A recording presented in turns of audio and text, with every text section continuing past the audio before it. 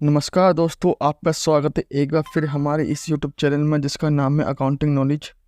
तो आज हम बात करेंगे इस वीडियो में कि आप असेसमेंट ईयर 24-25 और फाइनेंशियल ईयर 23-24 के लिए Q4 के लिए आप रिटर्न कैसे फाइल करें। टीडीएस की रिटर्न फाइल करना वैसे बहुत सिंपल होता है, ज़्यादा उसमें प्रॉब्लम नहीं होती है, बस आपको कुछ बातों का ध्यान रखना होता है। तो वो सब कुछ जानेंगे आज की इस वीडियो में। अगर आप वीडियो का एंड तक ज़रूर देखें और आपने चैनल को लाइक नहीं किया तो लाइक एंड सब्सक्राइब जरूर करें। चलिए जी, वीडियो को स्टार्ट करते हैं। तो सबसे पहले आपने क्या करना है, सबसे पहले आपने टीडीएस यूटिलिटी डाउनलोड करनी है। अगर आप ऐसे आप किसी सॉफ्टवेयर से फाइल करते हो तो आपको टीडीएस यूटिलिटी डाउनलोड करने की जरूरत नहीं है। अगर आप टीडीएस की यूटिलिटी से डाउनलोड करना चाहते हैं तो आप सबसे पहले टीडीएस की यूटिलिटी डाउनलोड करिए।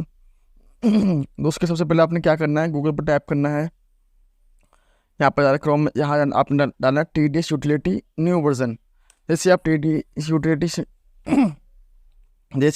यूटिलिटी न्यू वर्जन डालेंगे, आपके सामने ऐसी विंडो ओपन होगी।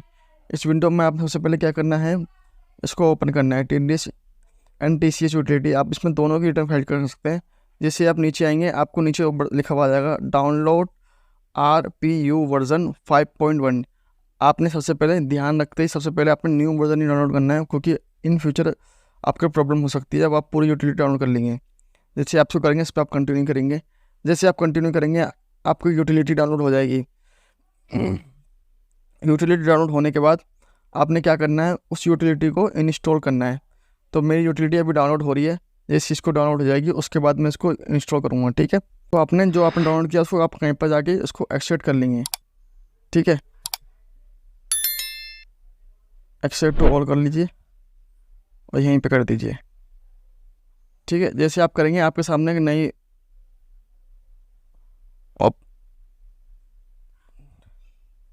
मैंने इसको यहाँ किया था, अब इसको आप यहाँ पे आके टीडीएस RPU 5.1 इसको आप ओपन करेंगे। जैसे आप इसको ओपन करेंगे, आपने सबसे नीचे आना है, नीचे आके इस पर टीडीएस RPU 5.1 पे क्लिक करना है। जैसे आप इसको क्लिक करेंगे, ये ऐसे जावा यूटिलिटी आ जाएगा, इसको आप ओके कर लीजिए। ओके करते ही आपके सामने ऐसे विंडो ओपन हो जाएगी। ठीक है, इस विंडो में सबसे पहले लिखा हुआ होगा ऊपर फॉर्म नंबर, यहाँ पर आपका आएगा फॉर्म नंबर आपने सेलेक्ट करना है। ठीक है, अब इस केस में आपको 4 फॉर्म शो कर रहे हैं, 24Q, 26Q, 27Q, 27EQ। तो आपको सैलरी के केस में आपको 24Q फाइल करना होता है और अदर देन सैलरी की आपको 26Q फाइल करना होता है। 27Q आपको TCS के केस में फाइल करना होता है और NRI के केस में आपको 27EQ फाइल करना होता है। ठीक है, तो आपने हमें इस केस में हम 26Q लेंगे क्योंकि हमारा अदर देन सैलरी है। ठीक है, तो अब हम इसमें 2 ऑप्शन फिर आगे select type of settlement of be prepared, regular और करेक्शन। मान लीजिए आपने कोई अपना टीडीएस रिटर्न फाइल करी है और उसको करेक्शन करना है, कुछ आप पे मिस्टेक हो गई, पैन नंबर गलत चले गया या टीडीएस अमाउंट गलत चले गया, तो आप करेक्शन पर फाइल करेंगे, वरना आप रेगुलर पर फाइल करेंगे। रेगुलर पर फाइल करते ही आपको नीचे 2 ऑप्शन और शो करेंगे, click to continue, open a save regular file. अगर आपने पूरी फाइल बना के रखी हुई है कहीं पर तो उसको ओपन करने के लिए आपने open with save regular file करना है। और अगर आपको नई फाइल बनानी है कंटिन्यू करने की तो उसको आपने करना है क्लिक टू कंटिन्यू। तो हमने अभी नई फाइल बनानी है तो क्लिक टू कंटिन्यू पे क्लिक करेंगे। जैसे आप क्लिक टू कंटिन्यू पे क्लिक करेंगे, आपके सामने ऐसे विंडो ओपन आ जाएगी। उसमें सबसे ऊपर लिखा होगा सी सेक्शन, सारे सेक्शन लिखे होंगे जो आपने फॉर्म 26Q में होते हैं। नीचे चालान होंगे, फॉर्म, चालान, एनेक्चर और अदर सर्विस। ठीक है, फिर सबसे इसके बाद नीचे आओगे तो यहाँ पर पूछना है आपने कौन सा फॉर क्वार्टर एंड डेट, यहाँ पर आपने कौन सा क्वार्टर लेना है। उससे पहले आपको सेलेक्ट करना है फाइनेंशियल ईयर। तो सबसे पहले आपने फाइनेंशियल ईयर ही सेलेक्ट करना है। तो फाइनेंशियल सेलेक्ट करने के लिए आपने जाना है इधर। अब आपने पूछेगा कौन सा फाइनेंशियल ईयर आपको जिसके आप फॉर्म फाइल करना चाहते हैं। तो हमारा फाइनेंशियल ईयर था 23-24। ठीक है, जैसे आप 23-24 पे क्लिक करेंगे, आपका असेसमेंट ईयर आ जाएगा 24-25। फिर यहाँ पर आ जाएगा क्वार्टर, कौन सा क्वार्टर के लिए फाइल करनी है। हम कर रहे हैं Q4 के लिए, जो कि जनवरी से मार्च होता है। इसके बाद आपने सबसे पहले ऊपर डालना है असेसमेंट का 10 नंबर। तो आपने सबसे पहले ये सारी रिटर्नें आराम से फिल करनी है जैसे जिसमें बनी हुई हैं। उसके बाद आप पूरे फॉर्म को भर लीजिए आराम से। तो मैं इस फॉर्म को सबसे पहले आपने डालना है इस पर 10 नंबर। 10 नंबर डालने के बाद आपने करना है परमानेंट पैन पैन नंबर डाल देंगे। उसके बाद आपने यहाँ पर डालना है टाइप ऑफ डिडक्टर।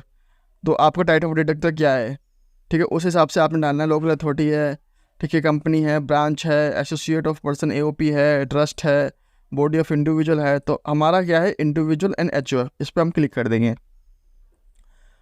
ठीक है, इधर रिवाइज रिटर्न अगर होता है तो उसको जैसे नो कर दीजिए। अगर आपके केस में है तो हमारे ठीक है। लास्ट डिडक्ट टाइप, ठीक है, इसमें जो भी आप उसमें कुछ में टाइप करिए, नीचे आ जाइए। ठीक है, उसके बाद आपने डालना है नेम, ठीक है, नेम डालना है जो प्रोप्राइटर है। उसके अगर ब्रांच हो तो ब्रांच डाल दीजिए, फ्लैट नंबर डाल दीजिए, एड्रेस डाल दीजिए, मेल ID डाल दीजिए। ठीक है, और ये GST नंबर है तो GST नंबर डाल दीजिए। ठीक है, और पिन कोड वगैरह डाल के आप इसको पूरा फिल कर दीजिए जैसे नॉर्मल डालना होता है। फिर अगर ये सेम है तो सेम तो अब कर देंगे।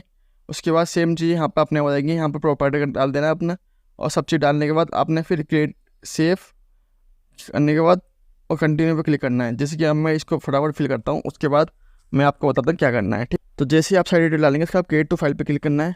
आपके सामने एक नई विंडो ओपन होगी। इस विंडो पर आपने क्या करना है, प्लीज़ एंटर तो चलान करना है। और हमारे केस में एक ही चलाना है तो हम इसको एड रो करेंगे। इसमें हम क्या करेंगे, 1 कर देंगे। जैसे 1 करेंगे उसमें हमारे सारी डिटेल आ जाएंगी बन के। तो इसमें सबसे पहले क्या करना है, आपने TDS का अमाउंट डालना है। जब मान लीजिए जो आपका TDS का अमाउंट है वो आपने डालना है। ठीक है, उसके अलावा surcharge, education cess, interest, fees, penalty. ठीक है, फिर आएंगे आपने अब बेसा कोड रिसिप्ट डालना है। ठीक है, डेट डालनी है, चालान सीरियल नंबर डालना है, और आपने यहाँ पर रेगुलर कौन सा टाइप करना है, 200 ले लेना है। ठीक है, तो मैं फटाफट डालता हूँ। उसके बाद आपको कंटिन्यू पे क्लिक कर देना है। तो आप नेक्स्ट चाहिए अनेक्सर पे, जैसे आप नेक्स्ट पे क्लिक करेंगे, आपने रो कितने, अब उस चालान में आपने कितने बंदे को TDS काटा है तो वो आपने डालना है। तो हम इंसर्ट ड्रॉ करेंगे। हमारे केस में उसमें हमने सिर्फ एक ही बंदे काटा है तो उसका हम सीधे एंटर करेंगे और कंटिन्यू पे क्लिक कर देंगे। अगर हमारे उस केस में हमने 4 बंदे को काटा होता तो हम उसको यहाँ पर आंसर करके 4 रो करते और 4 रो को पूरा डिवाइड कर देते TDS को, कि इस पर्सन का हमने इतना TDS काटा है, इस पर्सन का इतना TDS काटा है, इतना पर्सन TDS काटा है, और चालान हमने एक ही में जमा कराया है। ठीक है, तो हमारे केस में एक ही है तो हम एक ही लेंगे। ठीक है, तो एक ही चालान करेंगे। तो उसके बाद आपने इधर टाइप कर लेना कौन से सेक्शन में हमें TDS काटना है। तो हमें 94C में काटना है, कॉन्ट्रैक्ट बेस में। इसमें सारे सेक्शन होते हैं, जो आपको सेक्शन अच्छा लगे उस पर आप ले लेना है। उसके बाद आपने क्या करना है, उसका पैन नंबर लिखना है। पैन नंबर डालने के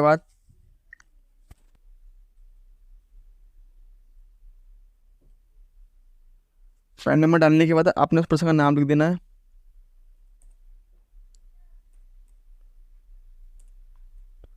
ठीक है, नाम लिखने के बाद अब आपने डेट, इसको बड़ा ध्यान से डालना है।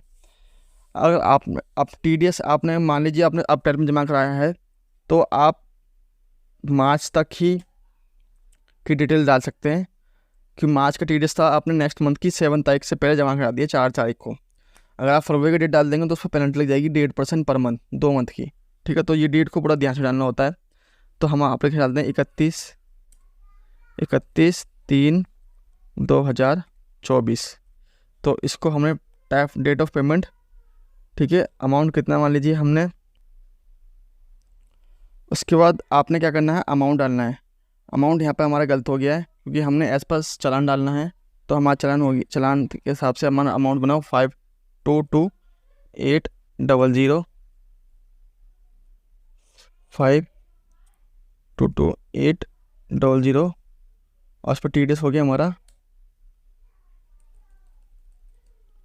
5,228।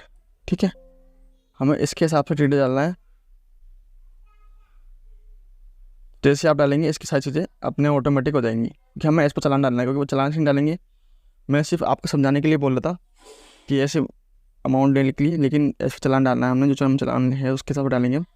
अब हम सारी चीज़ें डालनी है। उसके बाद आपने क्या करना है, क्रिएट फाइल पे क्लिक करना है।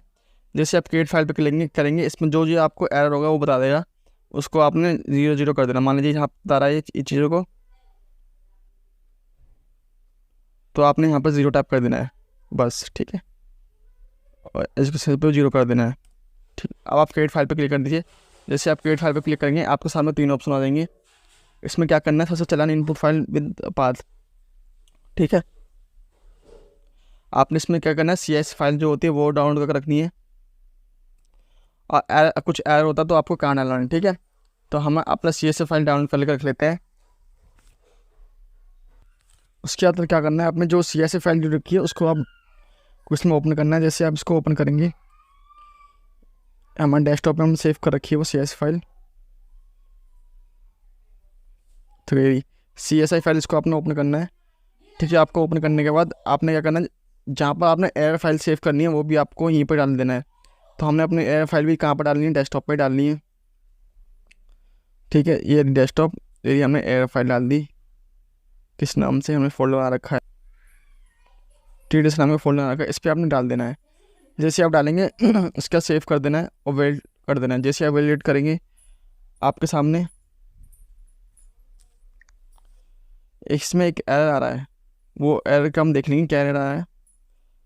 क्या एम्प्लॉय डिडक्टर कलेक्टर डिडक्शन डिवांचर invalid provide SD code responsible person, SD code is responsible, ये नहीं आ रहा है। Employ deductor collector branch division, ठीक है। इसमें हमने क्या सीन नहीं किया, कुछ हमने ब्रांच वगैरह जो थी वो नहीं डाली थी हमने, तो हम वो डालेंगे अब, ठीक है।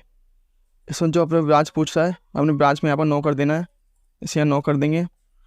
उसके बाद यहाँ पे ये पूछा था कोड, यहाँ पर 9 कर देना है हमने, ठीक है। उसके बाद यहाँ पर भी हमें 9 कर देना है। जैसे 9 करने के बाद, ठीक है, फिर दोबारा से क्रिएट फाइल क्लिक करेंगे और यस कर देंगे, ठीक है।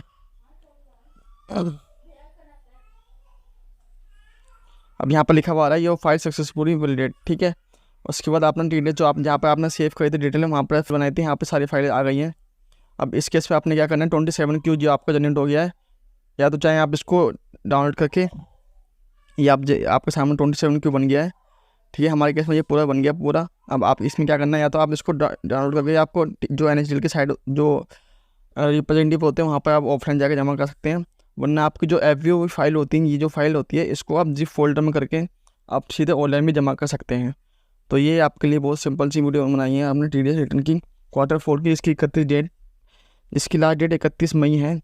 आप टाइम टू फाइल कर लीजिए इसको, और आपको अच्छी लगी तो चैनल को लाइक एंड सब्सक्राइब जरूर करें। धन्यवाद।